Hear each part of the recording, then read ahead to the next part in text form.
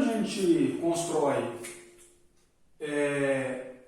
a função inversa, que também é uma função, isso que a gente viu até agora, qual é a relação que a inversa tem com a própria função? Bom, vamos fazer aqui o gráfico das duas funções, tanto da inversa como da própria função. Então, vamos pegar esse exemplo aqui, que é o x², e eu vou fazer o gráfico dessa função no plano cartesiano. x², eu vou pegar um intervalo pré-definido, porque essa função não é bijetora, como a gente viu, certo? Para ela ser bijetora, a gente tem que restringir o domínio dela, ou a parte positiva ou a parte negativa, tá? Então, eu vou pegar a parte positiva, quer dizer, x maior ou igual a zero, e eu vou fazer o gráfico dessa função. Olha, isso daqui é uma parábola, que passa pela origem. Como eu estou considerando só o x positivo, é só a parte que está à direita do eixo y da parábola que eu vou considerar. Quer dizer, é só essa partezinha que está aqui da parábola que eu vou considerar, já que o meu domínio está restrito. Quem é a imagem dessa função? Olha, se você chama isso aqui de y, o quadrado vai para o outro lado da raiz quadrada. Ou seja, a função inversa do x² é dada por raiz quadrada de x. Como a gente constrói o gráfico da raiz quadrada de x? Por isso que o x tem que ser positivo, O gráfico da raiz quadrada de x é uma coisa desse tipo assim, ó. Certo? Agora vamos aqui para esse caso. 2 elevado a x é uma função exponencial com a base maior que 1. Então, crescente. Alguma coisa assim, passando pelo 1. Porque onde x é 0, 2 elevado a 0 é 1. Qual é a inversa dessa função, que também é bem conhecida nossa? A inversa da exponencial na base 2 é o logaritmo da base 2. Certo? Como é o gráfico da função log de x na base 2? O gráfico da função log de x na base 2, como a base é maior que 1, crescente. Então ele sai daqui, é alguma coisa parecida com isso assim. Aqui é 1 também, certo? Por quê? Onde corta o eixo x? Na raiz. Se você iguala isso daqui a zero para achar a raiz, 2 elevado a zero é 1. 1 igual a x. Tá? Olha, o que esses dois casos têm em comum?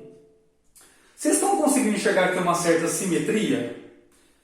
E a simetria não é com relação a qualquer coisa. A simetria é com relação a essa retinha aqui, ó. Olha só.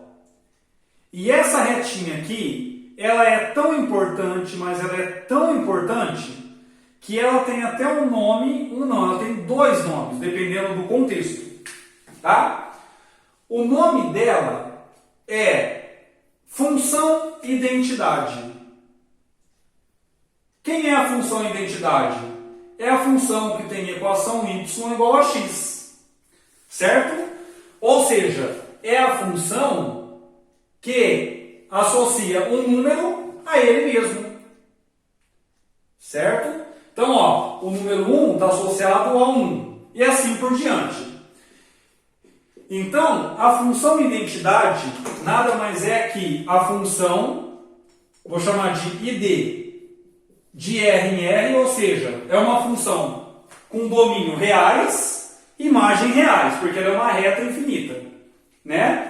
E o que a função identidade faz? Ela pega um x e transforma no que eu vou chamar de ID de x, que é o próprio x. Então, quem que é a imagem do 3? 3, menos 1, ó. Pega o menos 2, vai ser elevado no menos 2, assim por diante. Essa função identidade, ela é injetora.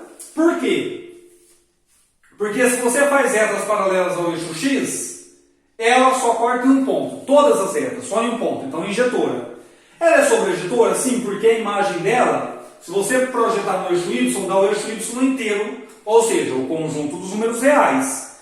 E o contradomínio também é o conjunto dos reais. Então, essa função aqui, ela é bijetora, tá? Ela é tão importante que quando você fala em função bijetora, você tem que ter o nome dela na cabeça. Ela tem um outro nome. Quando a gente trabalha lá em geometria analítica, que a gente dá a equação da reta, ela também é chamada de, ela faz um ângulo de 90 graus, né? Aqui. Então, ela bisseca esse ângulo em dois de 45 graus. Ela passa tanto no primeiro quadrante como no terceiro quadrante. Ela é chamada de bissetriz dos quadrantes ímpares. Certo? Então, essa é a função identidade ou a reta que é a bissetriz dos quadrantes ímpares. Ela é o ponto de referência da simetria entre a função e a sua inversa. Certo? Então, qual é a relação entre o gráfico da função e da sua inversa? Os gráficos são simétricos com relação à função identidade.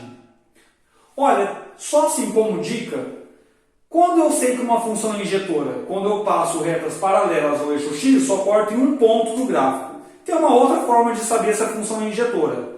Se ela for monótona, ou o que é uma função monótona?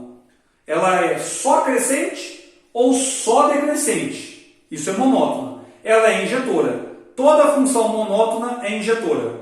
Tá? Então, são várias formas de ver se a função é injetora, certo? O que tem que ficar claro é que a função identidade ela é o ponto de referência entre o gráfico das duas funções. E a função identidade, além de ser bijetora, ela é conhecida também como bissetriz dos quadrantes ímpares, tá?